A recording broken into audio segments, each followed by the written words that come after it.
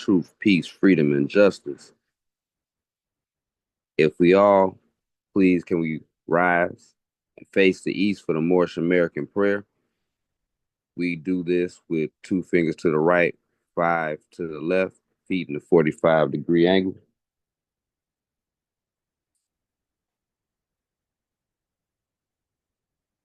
And please repeat after me. Allah, the Father of the universe, the Father of love, truth, peace, freedom, and justice. Allah is my protector, my guide, and my salvation, by night and by day. Through his holy prophet, Drew Ali. Amen. Islam Morris, you may be seated. I'd like to announce that this meeting is now open. I rise to give the highest praise to the Most High, Father God Allah, honors to the divine prophet, Noble Drew Ali, for being our divine creed, for giving us our divine creed and nationality, so that we may learn to love instead of hate. Honors to the forerunner, Marcus Messiah Guard, for preparing the way for the prophet. Honors to all the Adapt sheiks and all faithful members that make up the grand body of the Moorish and Divine National Movement. Honors to our Supreme Grand Sheikh, Kinu Umar Bey. Honors to our Grand Sheikh. Honors to our charter, and honors to our Temple 30, and mosques on the call and on the planet.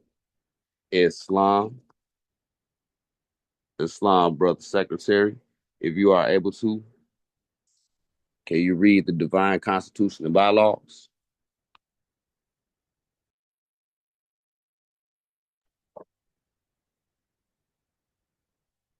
Chairman, I rise hope and all praise to Allah, honor to the Prophet Ali, honor to the forefathers of foremothers, honor to the Asiatic Nations and the Muslims all over the world. Allah unity, the Moorish Science Temple of America, the divine constitution and bylaws. Green seeking the chairman of the Moorish Science Temple of America is empowered to make law and enforce law with the assistance of the Prophet and the grand body of the Moorish Science Temple of America. The assistant Grand Sheik is to assist the Grand Sheik in all affairs of humans according to love, truth, peace, freedom, and justice, and it is known before the members of the Moorish Science Temple of America. Act 2. All meetings are to be open and closed properly according to Circle 7 in love, truth, peace, freedom, and justice. Friday is our holy day of rest because on a Friday the first man is born from flesh, and on a Friday the first man departed out of flesh and ascended unto his Father God Allah. For that cause, Friday is the holy day for all Muslims all over the world. Act 3. Love, truth, peace, freedom, and justice must be proclaimed and practiced by all members of the Moorish Science Temple of America. No member is to put in danger or accuse falsely his brother or sister on any occasion at all that may harm his brother or sister, because Allah is love. Act 4. All members must preserve these holy and divine laws, and all members must obey the laws of the government, because by being a Moorish American, you are part and partial of the government and must live life accordingly. Act 5. This organization of the Moorish Science Temple of America is not to cause any confusion or to overthrow the laws and constitution of the state government hereby. Act 6. With us, all members must nationality, and we are teaching our people their nationality and their divine creed, that they may know that they are part and partial of this state government, and know that they are not Negroes, colored folks, black people, or Ethiopians, because these names were given to slaves by slaveholders in 1779 and lasted until 1865 during the time of slavery. But this is a new era of time now, and all men now must proclaim their free national names and be recognized by the government in which they live and the nations of the earth. This is the reason why Allah, the great God of the universe, ordained Noble Drew Ali, the prophet, to redeem his people from their sinful ways. The Moorish Americans are the descendants of the ancient Moabites who inhabited the northwestern and southwestern shores of Africa. Act 7. All members must promptly attend their meetings and become part and parcel of all uplifting acts of the Moorish Science Temple of America. Members must pay their dues and keep in line for all necessities of the Moorish Science Temple of America. Then you're entitled to the name of faithful. Husband, you must support your wife and children. Wife, you must obey your husband and take care of your children and look after the duties of your household. Sons and daughters must obey father and mother and be industrious to become part of the uplifting of fallen humanity. All Moorish Americans must keep their hearts and minds pure with love, and their bodies clean before them. This divine covenant is from your holy prophet, Noble Drew Ali, with guidance of his father, God Allah. Noble Drew Ali, found in Moorish American prayer, Allah, the Father of the universe,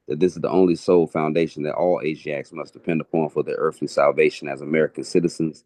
They are working every scheme that they can to disqualify me so they may take charge of the situation. I have notified all these things to you long ago in the past. It is through the faithful Moors that attribute to the movement and uplifting funds. The ones that pay their divine respects to me and the movement will be remembered. That is why I'm calling upon all faithful Moors to increase their faithfulness to me, your prophet, and your divine Moorish movement. I need finance, and I need it badly. Never before have I needed finance so badly as I do at present, so I can shove aside the discord that is facing the nation. It all comes through jealousy because of my fame and nobility. The nation of the world will not recognize the movement without I, the prophet, being head. It has been proven by my works which I have performed in the past few years. Prophet, Noble Drew Ali. To the members of the Moorish Science Temple of America, Islam. This is instructions from your prophet, Noble Drew Ali. Be faithful unto your forefather, divine and national creed, that you will be blessed for your good deeds that you sow in the flesh. Allah is the one that judges the world, and his judgment is on now, but the weak can comprehend it not. The end of times are drawing near, so says Allah to his divine prophet, I Noble Drew Ali. And that is why many hearts have turned to stone. Many have eyes to see, but cannot see, ears to hear, but cannot hear, lest they'll be confined to other sins. These are the trying hours now, dear Moors, and every evil spirit is moving. And they are trying every weak mind to overthrow and drag out the true foundation that has been laid and to cause confusion in the minds of the ones that do believe. But if you have the true love of Allah and the spirit of your forefathers, you fear not what you hear or see, but will sacrifice the utmost of your very life to protect your movement and your prophet. Watch your enemies, dear Moors. Your enemies are the ones that speak against your prophet and ridicule him to the very lowest, and the ones that speak against your divine and national principles of your temples. Act accordingly, and Allah will bless you for your good work. Peace, your divine prophet, Noble Drew Ali. Prophet wants all Muslims to be read in every meeting. I hereby inform all members they must end all radical speeches while at work, in their homes, or on the streets. We are for peace and not destruction. Stop flashing your cards at Europeans. It causes confusion. Remember, your card is for your salvation. Failure to obey these orders will be a severe consequence. We are for love, truth, peace, freedom. And when these principles are violated, justice must then take its course. Any member or group of members who hold malicious feelings towards the temple or the prophet or violate the divine covenant of the Moorish movement will receive their rewards from Allah for their unjust deeds. All true Moors will and must obey the law laid down to them by their prophet.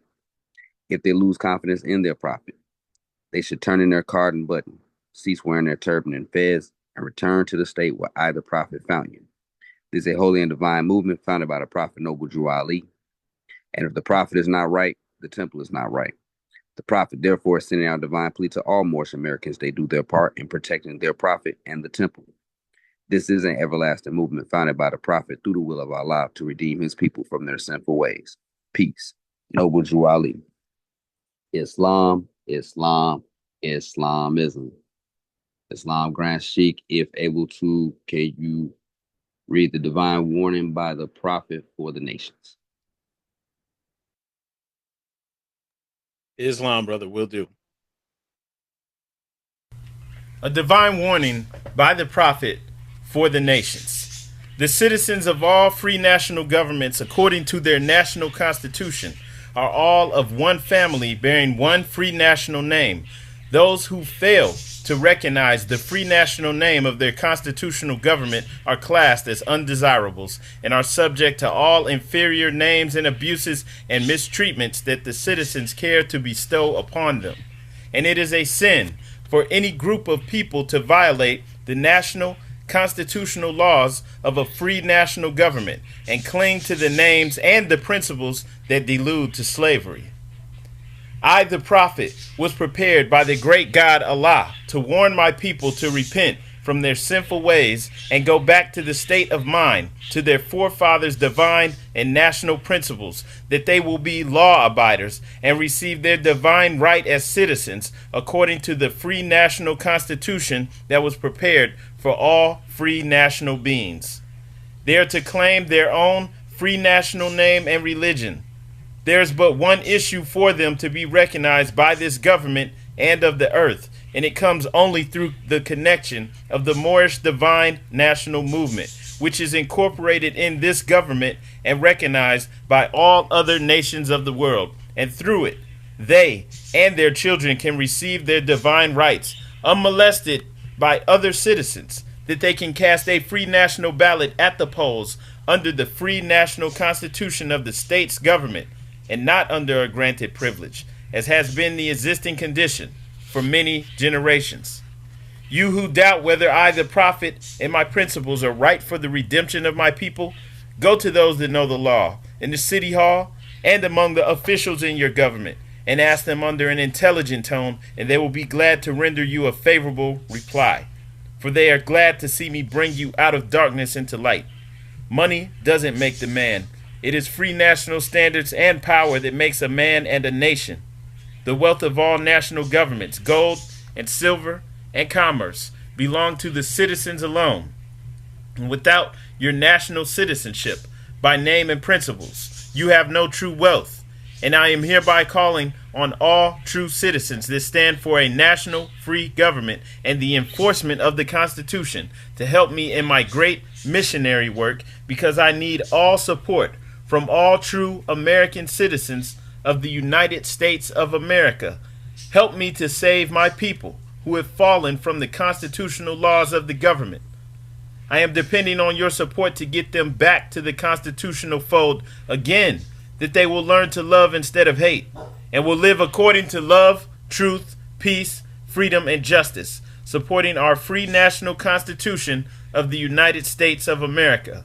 I love my people, and I desire their unity and mine back to their own free national and divine standard, because day by day they have been violating the national and constitutional laws of their government by claiming names and principles that are unconstitutional. If Italians, Greeks, English, Chinese, Japanese, Turks, and Arabians are forced to proclaim their free national name and religion before the constitutional government of the United States of America, it is no more than right that the law should be enforced upon all other American citizens alike. In all other governments, when a man is born and raised there and asks for his national descent name, and if he fails to give it, he is misused, imprisoned, or exiled. Any group of people that fail to answer up to the constitutional standards of law by name and principles, because to be a citizen of any government, you must claim your national descent name, because they place their trust upon issue and names formed by their forefathers. The word Negro deludes in the Latin language to the word nigger, the same as the word colored deludes to anything that is painted, varnished, and dyed. And every nation must bear a national descent name of their forefathers, because honoring thy fathers and thy mothers, your days will be lengthened upon this earth. These names have never been recognized by any true American citizens of this day. Through your free national name, you are known and recognized by all nations of the earth that are recognized by said national government in which they live. The 14th and 15th Amendments brought the North and South in unit, placing the Southerners, who were at that time without power, with the constitutional body of power. And at that time, 1865, the free national constitutional law that was in force since 1774 declared all men equal and free. And if all men are declared by the free national constitution to be free and equal, since that constitution has never been changed, there is no need for the application of the 14th and 15th Amendments for the salvation of our people and citizens. So, there isn't but one supreme issue for my people to use to redeem that which was lost, and that is through the above statements. Then the lion and the lamb can lie down together in yonder hills, and neither will be harmed, because love, truth, peace, freedom, and justice will be reigning in this land. In those days, the United States will be one of the greatest civilized and prosperous governments of the world. But if the above principles are not carried out by the citizens and my people in this government, the worst is yet to come. Because the great God of the universe is not pleased with the works that are being performed in North America by my people, and this great sin must be removed from the land to save it from enormous earthquakes, disease, etc. And I, the prophet, do herein believe that this administration of the government, being more wisely prepared by more genius citizens that believe in their free national constitution and laws, and through the help of such classes of citizens, I, the prophet, truly believe that my people will find the true and divine way of their forefathers and learn to stop serving carnal customs and merely ideas of man that have never done them any good but have always harmed them. So I, the prophet, am hereby calling aloud with the divine plea to all true American citizens to help me to remove this great sin which has been committed and is being practiced by my people in the United States of America, because they know it is not the true and divine way, and without understanding they have fallen from the true light into utter darkness of sin. And there is not a nation on earth today that will recognize them socially, religiously, politically, or economically, etc., in their present condition of their endeavorment in which they themselves try to force upon a civilized world. They will not refrain from their sinful ways of action, and their deeds have brought Jim Crowism, segregation, and everything that brings harm to human beings on earth. And they fought the Southerner for all these great misuses, but I have traveled in the South and have examined conditions there, and it is the works of my people continuously practicing the things which bring dishonor, disgrace, and disrespect to any nation that lives the life. And I am hereby calling on all true American citizens for moral support and finance to help me in my great missionary work to bring my people out of darkness into marvelous light. From the prophet. Islam, Grand Sheik, and gratitude. Islam, happy holy day, Muslim. I hope all is well. We'll be building on chapter 25 today, the Holy Covenant of the Asiatic Nation. Before we build on that with Grand Sheik, I would like to just read a little bit of the Moorish literature. The Moorish Science Temple of America, Prophet Noble Drew Ali founded. Just wanted to go on just a paragraph on 31 nickname. Just to let that kind of sink in. It kind of goes a little bit with chapter 25. When the forefathers of the Moorish Americans were first brought to the nation, they had a nationality and a name. But in order to separate them from the achievements of their fathers, a name was given them which had no connection whatever with the founders of civilization.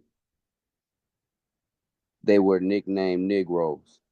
Today, this nation, there are no such thing as Negroes in this sense that they were called, just why so many of the intelligent Americans will continue to cling to nicknames so hard to understand. Islam, Islam, Islamism. Just wanted to bring that measurement out before chapter 25, Islam. And at that note, I will pass the mic over to the Grand Sheik for chapter 25 on the Holy Covenant of the Asiatic Nation. Islam, Islam, Islamism. Happy Holy Day. Islam, brother chairman, gratitude. I want to rise and give praise to our Father God Allah. Want to give honors to our divine prophet, Noble Drew Ali, and also just want to extend honors to everything Moorish. Honors to our Moorish leaders, past and present, including but not limited to our Supreme Grand Sheik, Brother Kenu Bey, and his staff. I want to give honors to all you Moors here on this holy day for heeding the call. You're here. You understand. You know that no one's going to build our nation for us. It's up to us to do this and to do it right. So I want to give honors to you, Moors, for being here and sticking to it. And yeah, today we're going to be in chapter 25, a holy covenant of the Asiatic nation.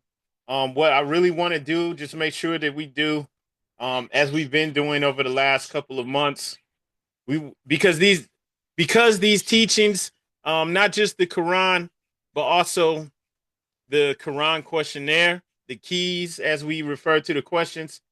These are profound spiritual teachings. We don't want to just gloss over it. We want to make sure that we have an understanding of what's being told here, because one thing that I want to make sure we all understand is that the scriptures, whether it's the Bible, Torah, whatever, could be the words of Buddha, Confucius, right? Whenever you're talking about real holy scriptures, um, most of the time the words carry dual meaning. So you have the physical meaning, right? The straightforward meaning, but then you also have a spiritual meaning. And if we don't know this, we're looking at the scriptures or we're hearing scriptures and we're not even knowing what it's really saying. So we want to go into these and pull out the insight that's there that can actually improve our lives. And we want to take away practical instructions that we can apply to our daily life. That's what we want to do here. So we're going to focus on the Holy Covenant of the Asiatic Nation, its divine purpose, and also, we're going to tie in some quotes from the Holy Koran, maybe even the Bible too. But just we want to go in here and understand what's really being said to us and the significance of it, right? And this is talking about a holy covenant of the Asiatic nation. So it's speaking about a covenant, which is an agreement, right? A holy covenant. So this is an agreement with Allah. And so this holy covenant of the Asiatic nation is speaking about how we can individually, but also as a collective, as a community, come into a covenant with our Creator. And this covenant guarantees our earthly and divine salvation. So this is something we should all be paying attention to. All right. And when we really read, go over or examine chapter 25, when we look at it in depth, we understand what this is actually calling for. It's a covenant for unity and for love and service. So amongst the Asiatic nation, we should be of service, right? We actually, work to make sure that the actions and deeds that we're doing are of love and of being of service. And this is the opposite of what we get in the mainstream society. So we have to pay attention to this. So this is a very short chapter, but it's powerful. Verse 1, ye are the children of one father, provided for by his care, and the breast of one mother hath given you suck. All right. So the father and the mother are mentioned in here, and we are all the children of one father. And it says one father and one mother. So this is emphasizing the oneness of humanity. It's returning us all to the source. Now, it's speaking specifically about the Asiatic nation, but it goes even further than that, to the whole of humanity. But we got to get us right first, right? We can't be all trying to take care and help other people, and we're not even doing good. So we have to get us right first. So let's focus on getting ourselves right first. So the oneness of humanity. And so this whole entire verse here is underscoring all children are of one creator, and we're cared for equally. We're given divine providence.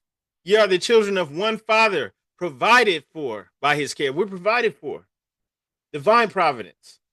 And the breast of one mother hath given you suck. So we're sustained. We're nourished, right? So symbolically, we're getting spiritual nourishment, but also everything that we need, even physically. Right? So this is all coming from a shared origin. So there's no, you over there, they're over there, and all that stuff. Right? It's combined. In the Holy Koran of Mecca, in Surah 49, verse 13, it says, O mankind, we created you from a single pair of a male and a female. Now, in the Quran, it also goes on to speak about how we created various nations and tribes so that you may better know one another. But we are all created from a single male and female, all of us. And it's doing this to stress the unity, bringing it back to a state of unity. This is what happens when we raise our thoughts up to divine wisdom, back to the source, spirit. In the spirit, remember that spark, that divine spark is inside each and every one of us, right? So we're returning to the source. And when we look at that, spiritually or from a metaphysical perspective, the father is the divine mind. And the mother is the nurturing, it's the divine love that sustains humanity. Now, we've spoken about the father and mother before, because you have the father God Allah, and some people was like, who's the mother? And I said, well, the father God Allah, okay, that spirit, that's the source, because, we all have that spark within us, right? That spirit is implanted in where? In the physical matter. And just like that word mother is matter, it even is matter in other languages, like maybe in German. I think in German is matter, but in some other languages, it actually is matter. Or, so matter is the mother because the mother sustains us. We grow and are nourished in the matter. I know everyone's heard Mother Earth before. You've heard Mother Nature probably too. Mother Nature. So that's the father and mother, and we all come from that same source, obviously, right? Because we're all here. We all have a spirit. We all have a higher self, and we're all in this physical world. So we all have that same father and mother. And this is obviously this holy covenant. This is stressing our points of unity versus things that we have that is, that can separate us. And if you pay attention to just in society as a whole, what's being pushed is, oh, this person light skinned, this person dark skinned, this person, is from Jamaica, this person's from Ohio, all this stupid stuff. Stuff doesn't even matter. Are you crazy? You trying to push division right now? We have a holy covenant of the Asiatic nation. And there's some suckers, some fools coming through trying to push division. That's all lower self. We're not even supposed to be entertaining that. So that means if we listening to these fools, they talk, foundational Black Americans and all this stuff is like, come on, man, don't even give that stuff a time of day. And they're coming through late, like pushing division. It's crazy. It's getting us away from our higher purpose. And remember, we want to raise our thoughts up to divine wisdom. As we raise our thoughts up to divine wisdom, say, for example, as we open our third eye, as we actually experience the higher self, it's all about being at one and connected to everything. So that's what we want to return to. And to return to that, we must raise our thoughts up. Even just the regular, everyday, regular thoughts we have, we don't even want those to be lowly. We don't even want our thoughts to be, of a low nature, of a carnal nature.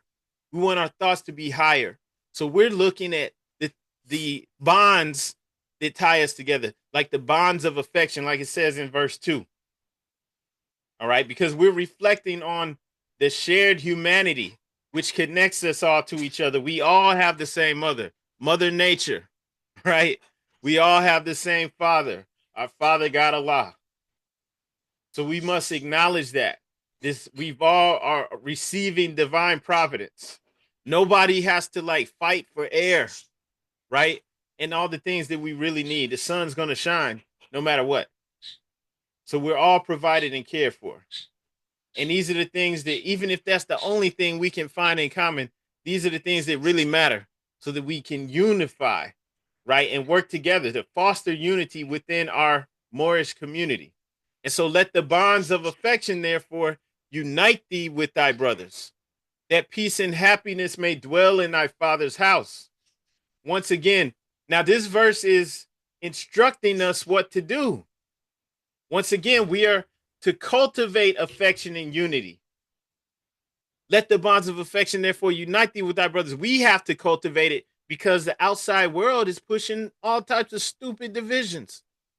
You got this color, I got that color, right? You different gangs, I'm different gangs. Like, what? None of that stuff even matters. So we are instructed to cultivate affection and unity, right? We're instructed to do that, to maintain harmony in thy father's house. Happiness, right? Harmony, happiness, right? In our father's house. We have to do that. And that's symbolic. The father's house is symbolic of the Asiatic nation, in a broad sense. And then also in thy father's house, symbolically, that's the spiritual kingdom, which is where? It's within. So even in doing this in outwardly and doing this inwardly, we're cultivating happiness and harmony within.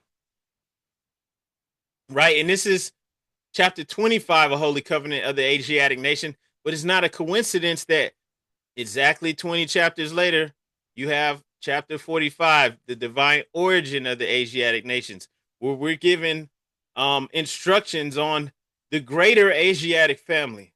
We're not alone. It's not just us. There's all these other Asiatic people in the world, which is pretty much everyone except for the pale skinned nations of Europe, right? And it's not being said in a negative way or anything like that. It's just like this is like 80% of the world, maybe even 90% of the world. Okay. But that unity with them isn't going to come until we have ourselves together, because some of them are fighting each other and at, odds with each other.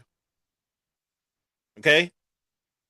But as we come and do what all the prophets were actually bringing to the people, the truth. So when we come together and actually uphold the prophet Noble Drew Ali for real, then unity will come with all the Asiatics in the world. I think there was a hand raised. Is that the brother Yaya? I saw you. Did you have something to say? Islam, Grand Sheik. I wanted to ask a question, but I don't think you got to the number. I didn't want to skip the number. So I'll ask now, and you can answer it when you get to the number. First, I rise to my highest heights, giving all perfect praises to our Father God Allah. Honors to Prophet Noble Drew Ali, all the divine prophets. I give honors to all the Moorish Americans all over the world during our holy day, Islamism. The question I have is number 4. No, it's not number 4. Number 3 talks about prefer not a stranger. So my question is, whenever you get to here, who is the stranger that he's speaking about before thy own blood? Islamism. All right, Islam. Yeah, we'll talk about that too. So just wrapping up verse 2 that well, remember, when it's talking about the father's house in one hand, that is the broader Asiatic nation, period, right? But also, this is speaking about the spiritual kingdom within, right? And so, doing this outer work to foster unity amongst ourselves, strengthening our relationships with our brothers and sisters, even just brothers and sisters in the faith. We're all supposed to be Muslims. We're working together to create environments of peace and happiness within our families and communities. And then also internally, we're handling our issues. We're dealing with them. We're focusing on the bonds of affection, right? Focusing on the positive to bring it together, right? And so this is also raising our consciousness in doing this. So this is working to unfold Allah within as we work to unify, right? And when you separate in the world, remember the relation that bindeth you to love and unity, and prefer not a stranger before thy own blood. And that goes back again to verse 2, right? Remember the relation that bindeth you to unity, because the lower self is relentless. The lower self never stops looking for little petty, just anything to bug you about, anything to bother you about, anything to bring about discord, And this is what we do a lot of times when we're together, when we're in relationships. It don't matter if you two just been together for a couple of months, especially if y'all been together for years. You're going to start bugging and bothering the hell out of each other. That's all lower self. Just can't wait to find, a little opening to jab. That's not the way we're supposed to be. That's not how we strengthen our nation. That's not how we strengthen our household. That's not how we strengthen ourselves. So we're supposed to do the opposite of that. In verse 2 and also in verse 3, we are instructed to cultivate affection and unity, to maintain harmony, right? Let the bonds of affection therefore unite thee with thy brothers. Let's not look for the things we can knock on about each other, right? Let's focus on the positive. Let's bring it together. Let's strengthen, right? And so this is what we're called on to do. And of course, when we're together to do, but even when we separate in the world, remember what bindeth us to love and unity, and prefer not a stranger before thine own blood. So, we are to prioritize the kinship, the unity, even when we're physically apart. Because when we're preferring a stranger, that shows we're neglecting our divine covenant, right? And we're doing it in favor of, whatever worldly desires, whatever it is that we're after, right? So we want to make sure, and understanding here that like blood, okay, obviously before thine own blood, that's talking about shared connection, right? Actually being of the bloodline, being of the Asiatic nation, but also that's metaphysically that blood is signifying shared divine heritage and spiritual connection. And we got that in verse 1. We're all the children of one father and one mother, right? So the stranger, spiritually, and this is what really matters too. Spiritually, that stranger is the one who's a sin to lower self. They're going against these divine laws. So when you're working with your Moorish Americans, your fellow Muslims, not to prefer someone who's going in the opposite direction over your own, Muslims, your fellow Muslims, right? But then, it goes even further than that, because you have family and friends and people who are also Asiatic, and you're supposed to prefer them over others. And that's because why? We have now this one, when we're looking in chapter 25, it's the Holy Covenant of the Asiatic Nation. It's specifically referring to us here in America, or in the Americas, you could say, right?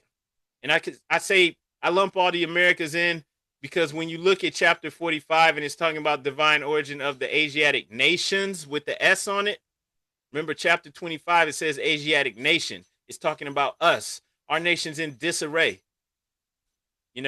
I'll say we have a nation, but in reality, we don't really have a nation. Our stuff is all split up and all over the place. We not running nothing.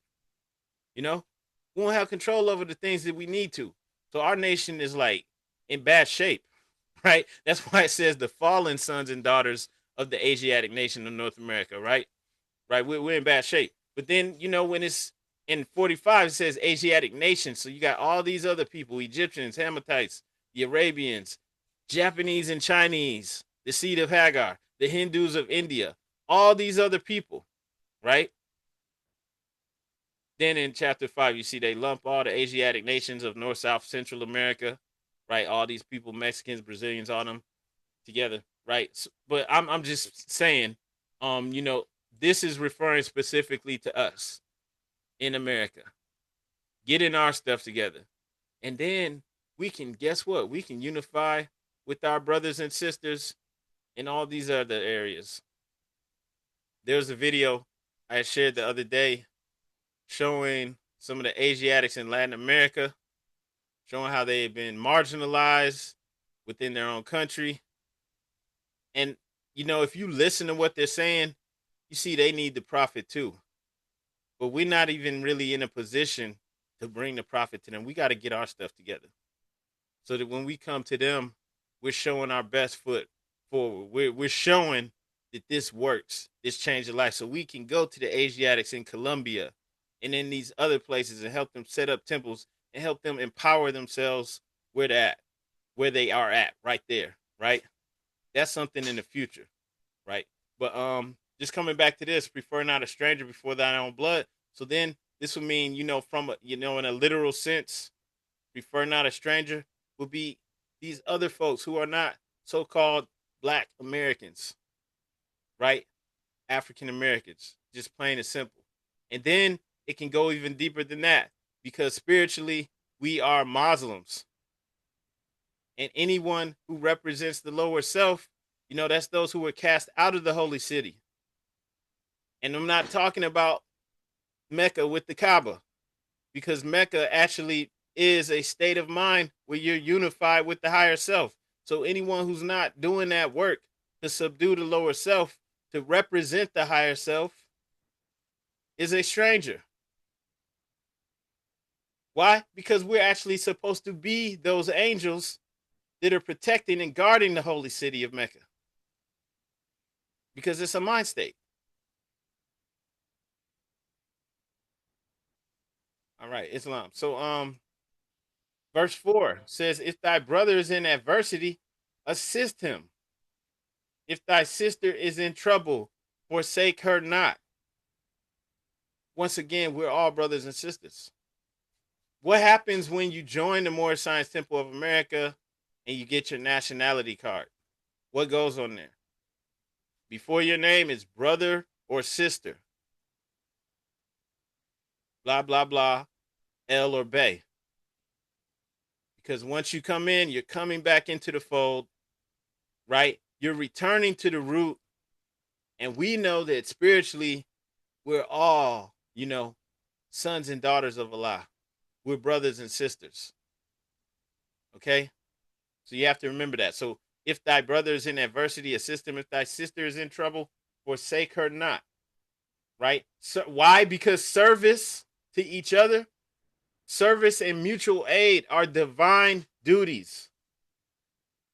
So we can't act like Negroes that you think somebody needs help, you trying to disappear or come up with excuses. We're actually supposed to do the opposite.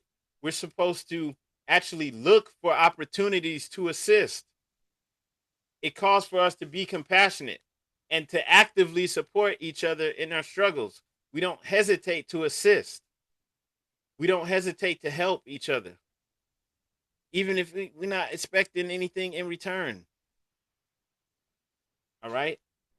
And the brother and sister also, that's also, as we do this outwardly, right? These physical acts, that are in alignment with our higher principles inwardly. Also, we're doing the same thing to ourselves. We're supporting ourselves. We're building ourselves up because we're subduing our carnal nature, because the carnal nature is the opposite, right? Sometimes if somebody's hurting or needs assistance, sometimes the carnal nature wants to dig in and, put that person down. We're doing the exact opposite. So we want to cultivate an attitude of service, whether it's within the family, could be the temple, and also the community. We want to seek out opportunities to assist those in need and do it with sincerity and with love. This is what the prophet set out for us to build for our success. This is why, and unfortunately there's a lot, but people that want to leave the temple and all that stuff out, is like, what are you doing? We're not trying to live nowhere with these people.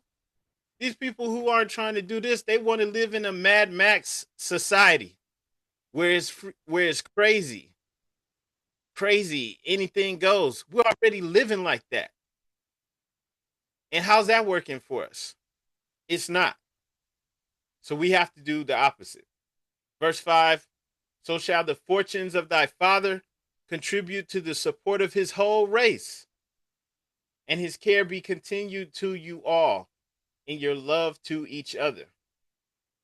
Right? So there's no poverty mindset here, no, limited and lack mindset here. Right here, we understand the collective prosperity where we can all prosper, where it doesn't have to just be one or two people who's doing good. Right? We can do things as a collective, right? And then divine blessings flow in. And it's coming from unity and from mutual care and assistance. So the fortunes of thy father, on one hand, like literally, okay, yeah, it is referring to actually, physical wealth and stuff, but also it's referring to spiritual wealth. And those things go hand in hand. And the moral guidance that we get that's provided by Allah. All right?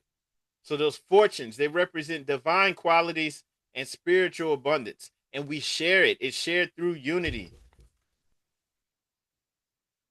So if there's a Moorish American who's a billionaire, It's not just he's spending millions of dollars and blowing all this money on stupid shopping sprees and all this stuff. I mean, he might do that stuff, but also something as a collective would come from that to build up a collective wealth for that Moorish American community. Because we don't have this mindset this that everyone else seems to have, right? We work to build our communities up to actually create better circumstances for the whole. And then it's shared, and we teach and show our children to share this and to take on this mindset too, so that it keeps going. It doesn't disappear after a generation, right? So we want to strengthen our covenant.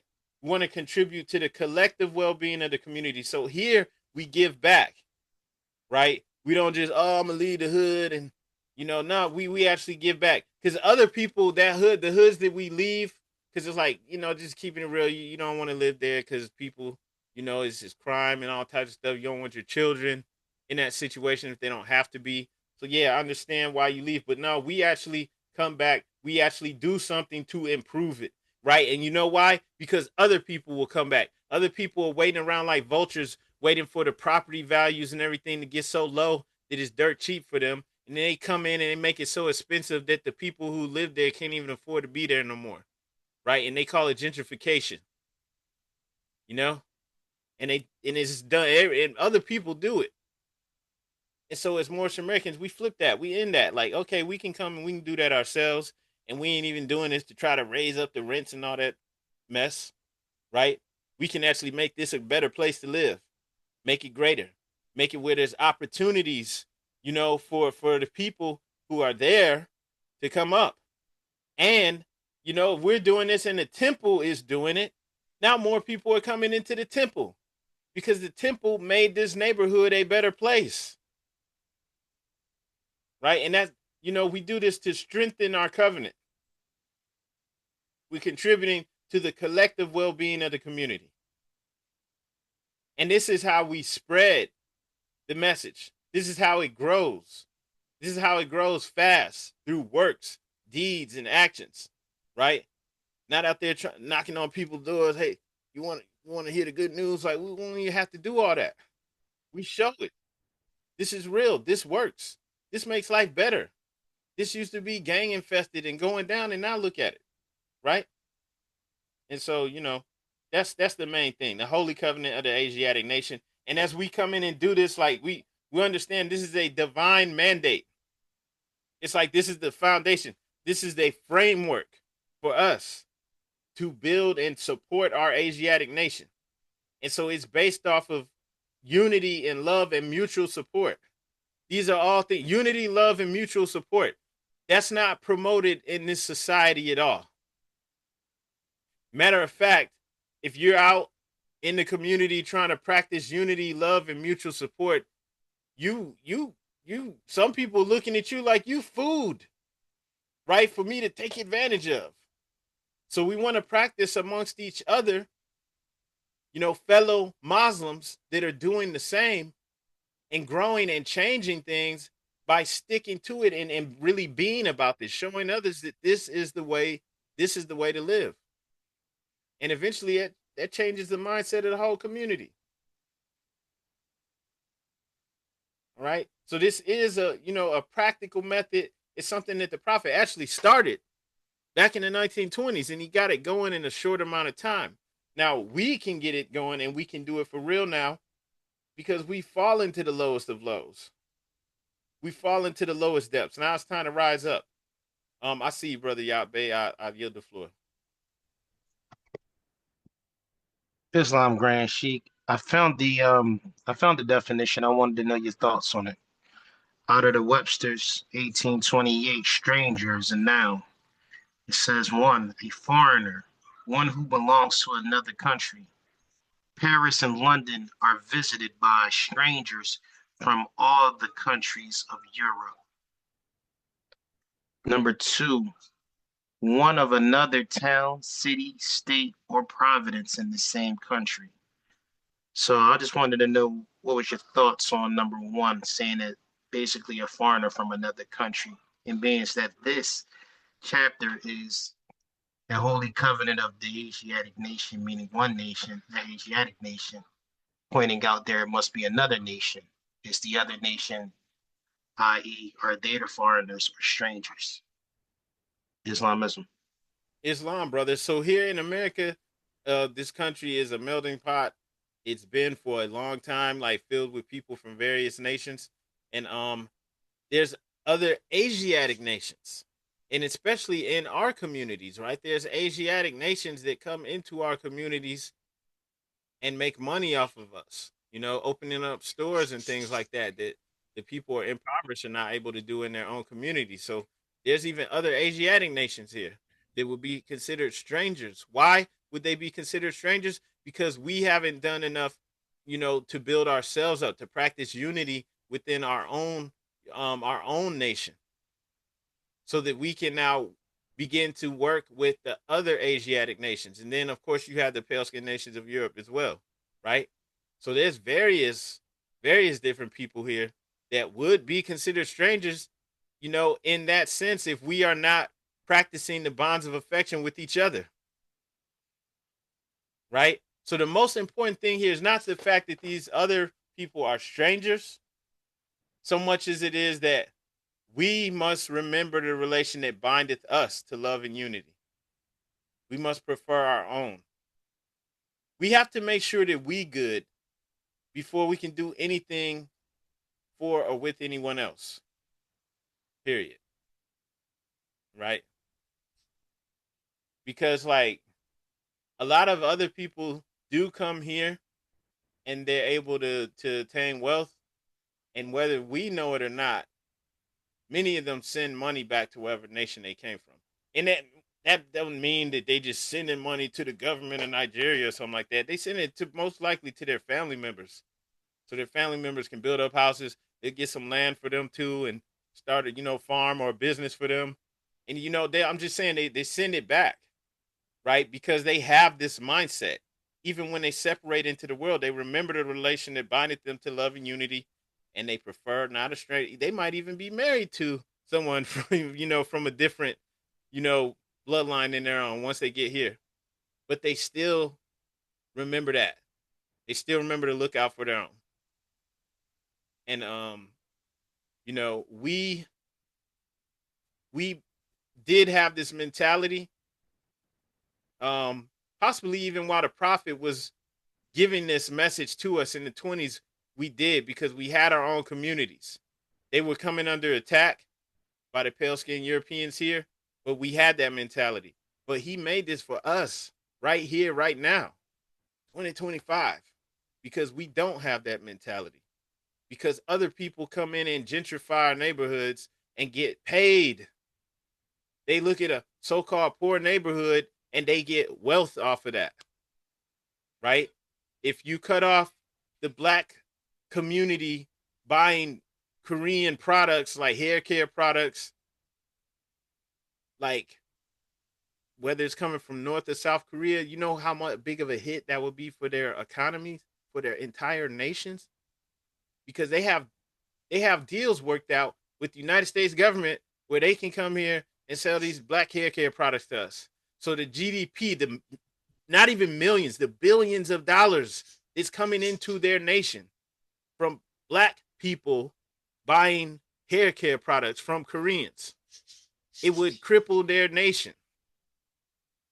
So that means that we are not collectively remembering the relation that bindeth us to love and unity, and look at our own communities. Hey, make sure that we're building this up for ourselves.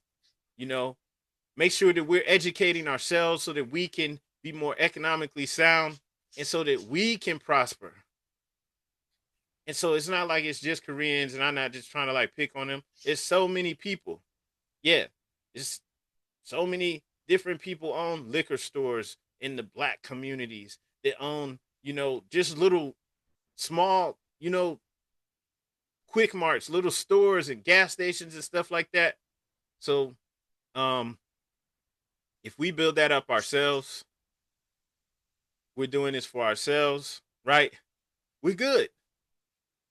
And that's really what this is saying.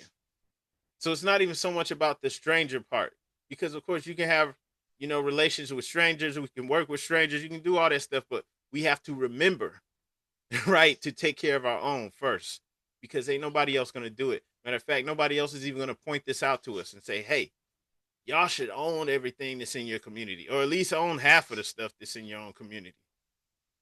Just owning half of the stuff in our community, it's still going to cripple these other nations because they dependent on it, right? So, yeah, it's not like, look down on the strangers, or these people strangers, don't they're bad. No, it's not like that. It's just saying, like, we need to remember that we have to take care of our own, right? So you got to take care of your household. So we have all these duties to take on. This also why it may not be appealing to some people, because when you come into the temple, there's no lies being told. Ain't nobody over here trying to sell you on some dream, sell you on some scheme, make believe that, oh, we got our own nation. Y'all don't have jurisdiction over me. And if you don't know what I'm talking about, good. But some of the stupid stuff that people say, nah, we don't play pretend over here. All right, we don't do that stuff because we have a lot of work to do, real practical work. We have to take care of ourselves, take care of our household, and we also have to begin to, raise up our thoughts to a higher level and begin to build our communities up and build them up off of these higher principles. We can't be like, oh, forget all these decrepit so-called black neighborhoods. Now we have to do something about it. So yeah, that's extra work, you know? And that's the reality of it. So that's really what all this stuff about the strangers meaning. We have to take care of our own. Islam. I see you, brother Haynes. I yield the floor. Islam Grand Sheikh. I like to rise and give Allah the highest of praises and extend honors to all the Moors on the call.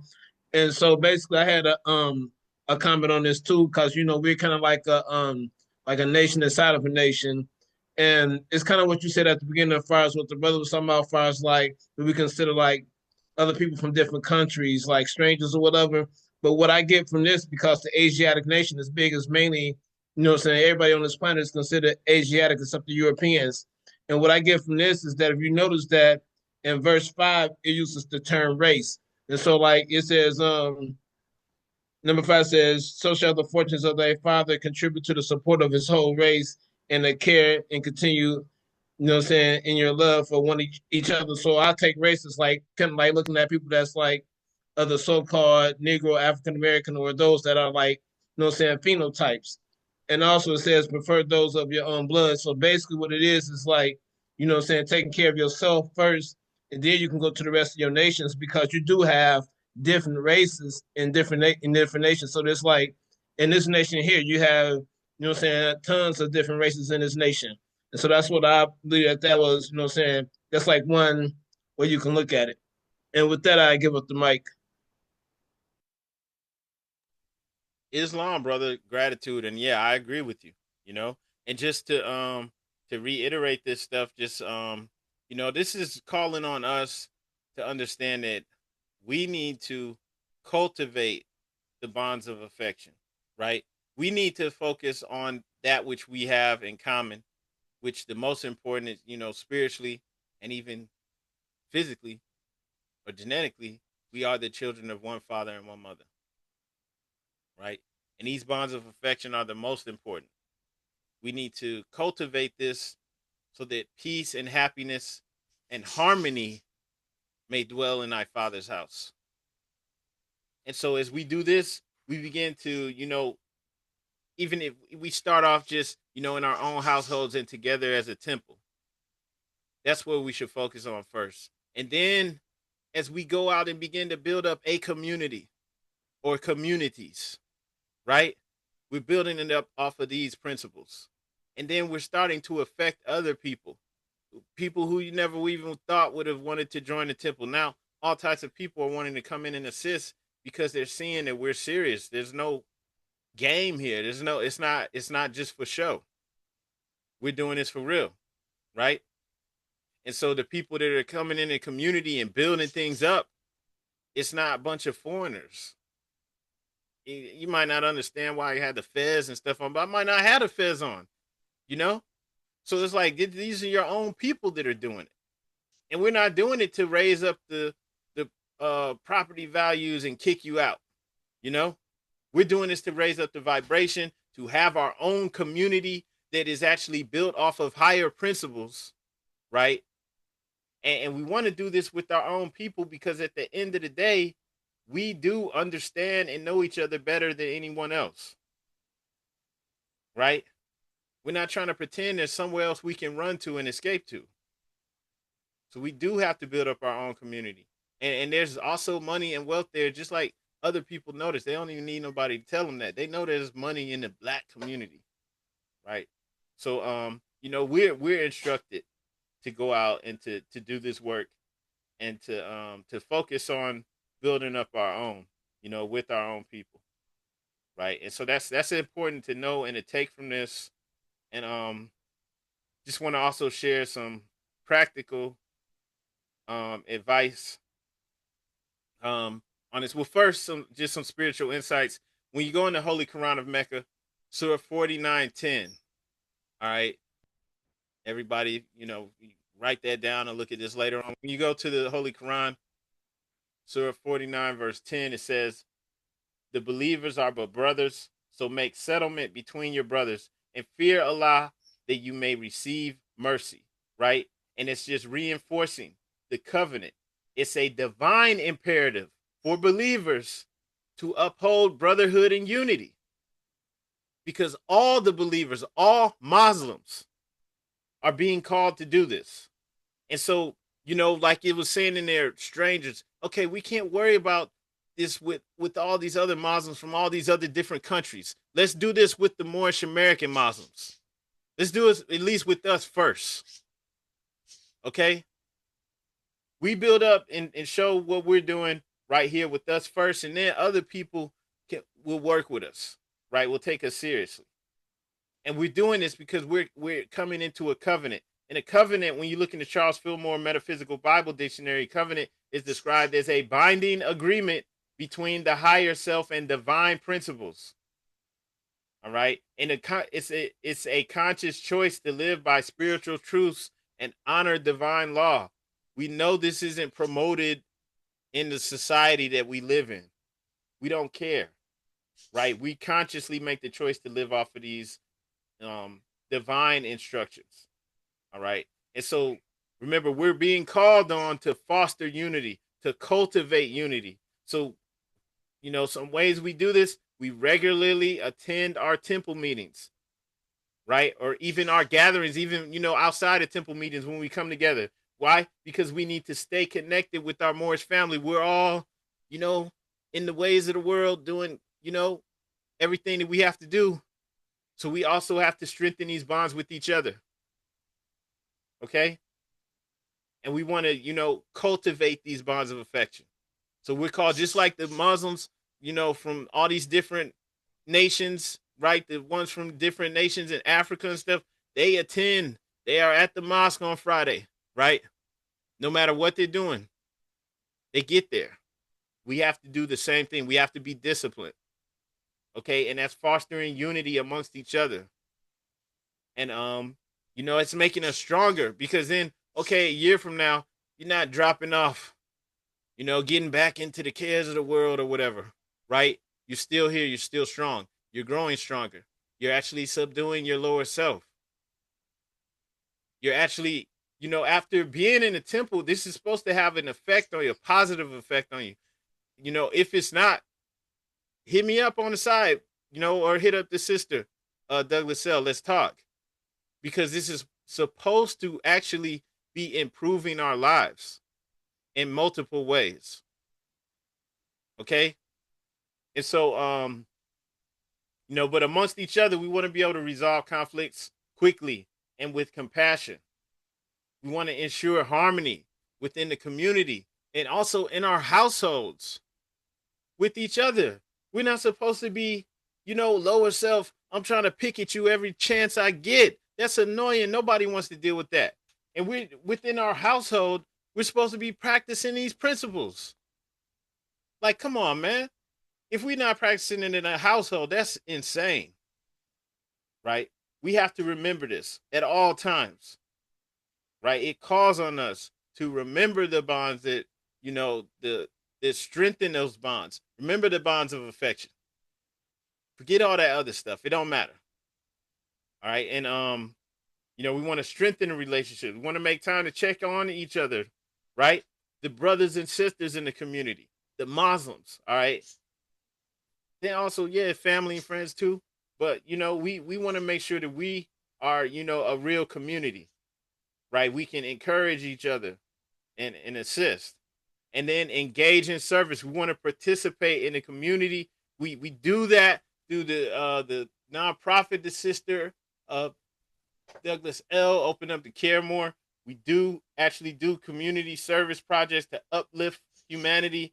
We have food drives, and these are the type of things that we want to do and be able to do even more and do it at a bigger level, right? Because offering assistance to those in need without expecting anything in return is basically like this is a part of our life. This has to be a part of how we live. We want to seek out opportunities to assist, to help. When people meet Moors, it's a blessing. It's not like, oh no, there's a Moor. They might rob me. They might, do something bad. Right now, it's a blessing. When you see a Moor, when you meet a Moor, right? I talked about this a long time ago. There was a movie. Oh, it's a good movie. It's The Weekend, right? So it's a movie. It's just a couple of years old. It's not really old. It's like maybe like 5-6 years old. It's called Hansel and Gretel. That's a good movie to watch if you haven't seen it before. It's like a new version of Hansel and Gretel. Where they're back in the day, old days, right? But it's not that old, right? And then you got the Hansel and Gretel. They're out there struggling, trying to survive. They came from horrible conditions. The mom selling the daughter. The daughter's a teenager. She's trying to sell her to a husband, right? And they don't have no food to eat, nothing. So her and her little brother out struggling. They getting taken advantage of by people and stuff. So it's just the world is horrible to them, and they meet a Moor until they come upon a Moor, and the Moor was the only one who assisted them and didn't want nothing. He ain't trying to sleep with him. He ain't trying to do nothing. He's like, here, y'all can stay here. Got food and everything. You good. And then he gave them advice on here. If you go here, they'll give you a job, and you can be part of a community, and they're not going to be trying to take advantage of you, right? And I'm just saying this. If you watch it, you'll see, right? You had this one Moor in there, and he was the only like character in the whole movie who was just good, just trying to assist. He literally killed a monster before he did that for them, right? And so I'm saying that, this is how the Moors are supposed to be. Okay. We're good. We actually do live off of these divine principles. So one other thing too, and this is what we always say, but we want to practice gratitude and also reflection. Gratitude, beginning each day with gratitude. We want to give thanks for Allah's provision and guidance. We call on that in our prayers, right? Allah is my protector, right? Guidance and salvation. So we want to reflect on also our actions at the end of the day. We want to ensure that they align with the teachings of this covenant. We want to make sure that our actions are in alignment with our divine instructions. And if we're doing this, we're practicing gratitude, we're reflecting and refining ourselves when we go astray, we're going to be good. I mean, it's all going to work out. You don't even have to worry about nothing else. And so just wanted to share that, make sure that we all got that, because these are things that we can do on a regular basis to make sure that we are doing that work, that great work of subduing the lower self. This is the main thing to take from it. So on that note, Moors, I yield the floor back to Chairman, Brother Cole Bay. If anyone has any questions or comments, though, please feel free to speak. And on that note, I yield the floor. Islam.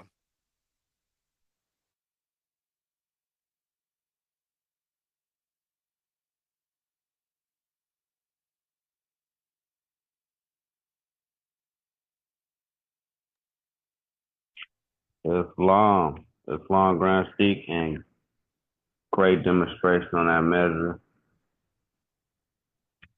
On 25, the Holy Covenant of the Asiatic Nations. That was a great build. It's actually giving us something to move forward to as Moorish Americans, giving us more on who we are to know thyself and to know as Moorish Americans who we are and to stay in the higher self. Islam, that is what our goal is. We have a lot of work when we do that. It's an ongoing work. It's an ongoing work within ourselves as far as the charity in our community, as far as seeing Allah in man. And, doing for man is doing for Allah, Islam. And with that, I'd like to announce without further ado going into the closing of the meeting. If you do not have any questions or announcements, Islam, I'll yield the floor for that for a second.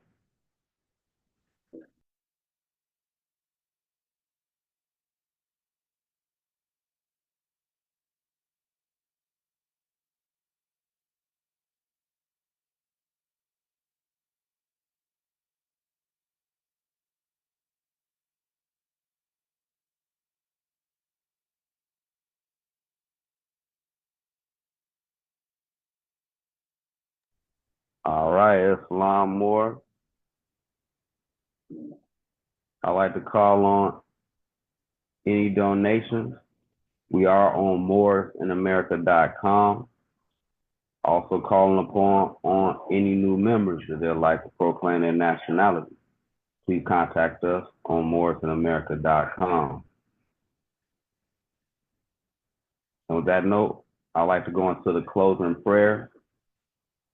If we can all rise facing the east, 2 fingers to the right, 5 to the left, feet in a 45-degree angle. You do not have to repeat after me.